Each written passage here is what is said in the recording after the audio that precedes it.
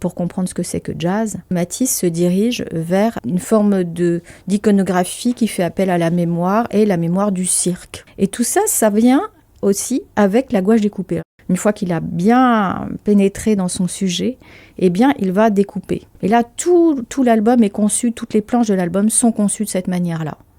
Et c'est vraiment un tournant, parce que tout d'un coup, il va comprendre que la gouache découpée, ça peut devenir vraiment un mode d'expression à part entière, et pas seulement un médium utilisé pour faire une maquette par le biais du découpage. Ça lui fait sortir complètement de la notion de contour. Alors là, je voulais aussi vraiment insister de manière très claire dans l'exposition, faire comprendre au public que la gouache découpée, ce n'est pas un dessin qu'on fait dans de la couleur et puis on découpe.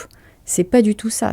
Vous avez une surface de couleur, et puis cette surface de couleur, eh bien, elle dégage justement un espace, parce que la couleur, c'est l'espace, la surface, et donc il taille dans cette couleur, et évidemment, il n'y a pas de dessin. Et on sent qu'il y a une certaine forme de jubilation là-dedans.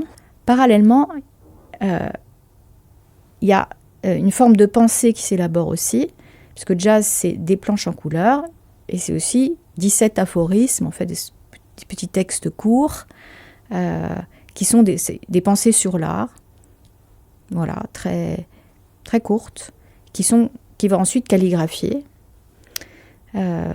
donc à l'encre, et qui vont donc jalonner l'album. Un des points, c'est que pour atteindre le bonheur, il y a une prise de risque. Oui. C'est pas la facilité, c'est la prise de risque maximum. C'est the tightrope, quoi. On y va. Quoi. On sait qu'on ne sait pas où on va arriver, en fait. Et c'est ça, justement, qui est très...